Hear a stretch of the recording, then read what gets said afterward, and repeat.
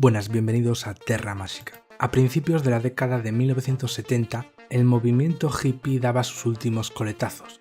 Las apariciones de ovnis eran cosa de todos los días y las terapias médicas alternativas comenzaban a ser aceptadas en el mundo.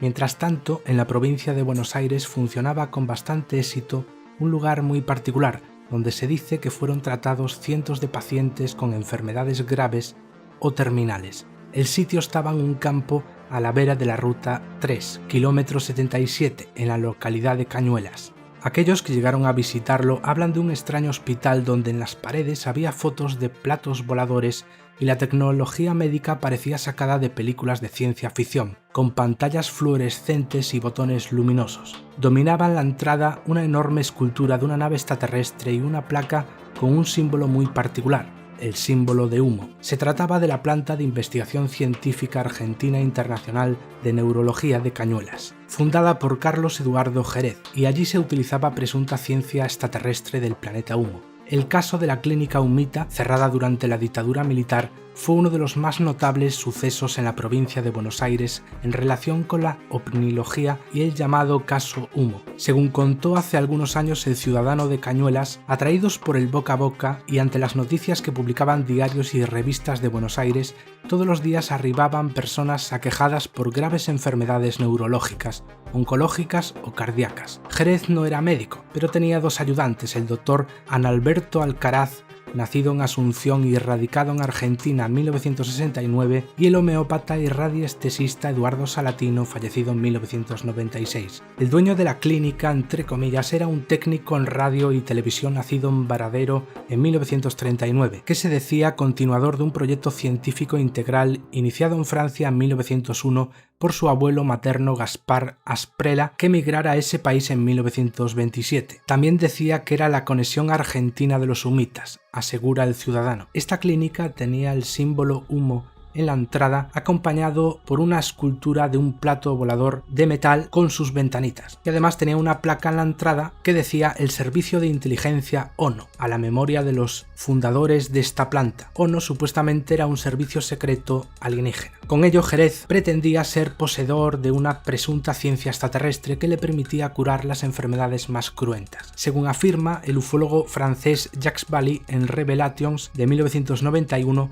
las misteriosas curas del cáncer hacían uso de los rayos gamma y varios pacientes supuestamente terminales habían sido mejorados o incluso curados en la instalación. También me hace pensar si realmente eran curados o simplemente por un efecto placebo creían estar mejor o simplemente por haber dejado de un tratamiento que quizá no era el adecuado, ¿no? Añadía que el sistema médico utilizado combinaba aparatos de impresionante sonido con las afirmaciones habituales de los curanderos modernos, mezcla de rayos gamma con energía cibernética, que Jerez describe como el campo de calor que rodea los tejidos. Uno de los promotores del método Jerez fue el ufólogo argentino Pedro Romaniuk, que en 1978 afirmó que en la clínica se habían tratado 16.500 casos de enfermedades incurables ya desahuciadas por la medicina clásica. En el lugar, decía el autor, había 5 estaciones de radioaficionados y más de 100 aparatos, uno más extraño que el otro. Desde octubre de 1974, los círculos médicos de Morón y Cañuelas venían denunciando que Jerez era un charlatán. Los más ignorantes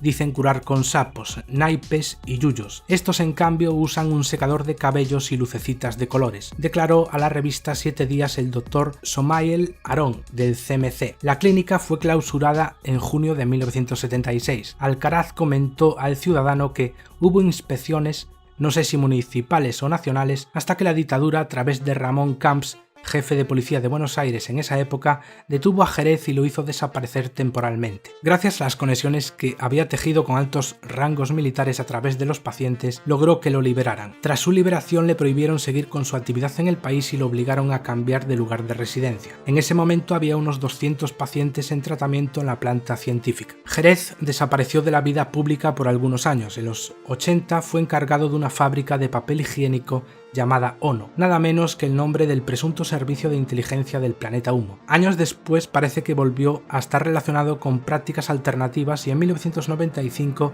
Fue acusado de homicidio y ejercicio ilegal de la medicina tras la muerte de pacientes a los que presuntamente aplicó sus técnicas de origen extraterrestre. Alcaraz llegó por primera vez a la clínica en 1974 luego de leer un aviso clasificado publicado en el diario El Clarín. Tenía 26 años y necesitaba adquirir experiencia. Una joven con acento español lo hizo esperar en la recepción de una sala cuyas paredes estaban revestidas por fotos de platillos voladores. En la entrevista con el director, Alcaraz le preguntó qué tipo de aparatos utilizaba, a lo que respondió enigmático: "Son de afuera, no son de acá", y ante la mirada atónita del joven galeno bebió un vaso de agua con azufre. 10 meses más tarde le mandó un telegrama ofreciéndole empleo. Desde un principio Jerez intentó vincularse con la comunidad de Cañuelas, tanto es así que al inicio de su proyecto brindó una conferencia en el Club de Estudiantes, a la que concurrió el intendente Carlos Durante. Ante un sorprendido auditorio no dudó en afirmar que su staff provenía de Ganímedes, un satélite de Júpiter, y que curaba mediante radiación traída de otros planetas. Casi todos advirtieron rápidamente la farsa, pero no faltaron vecinos que creyeron en Jerez y concurrieron a la planta de Ruta 3 para someterse a su terapia. Preocupados por el alboroto generado en la zona, los directivos del Círculo Médico Somail Arón y Pedro Elorga lo denunciaron ante la Federación Provincial por ejercicio ilegal de la medicina. La planta fue clausurada entre abril y mayo de 1976 por el Ministerio de Bienestar Social. En ese momento había unos 200 pacientes bajo tratamiento. Y bueno, eso es todo. Esta información está sacada del artículo publicado por Marcelo Metaller de la agencia DIP, Diarios Bonaerenses, y otro artículo publicado en varaderoteinforma.com.ar, donde además en estos dos artículos se cuentan más cosas. Y bueno, eso es todo. Tenéis también vídeos en el canal donde se habla de humo y se explica cómo fue todo este asunto. Eso es todo, hasta otra.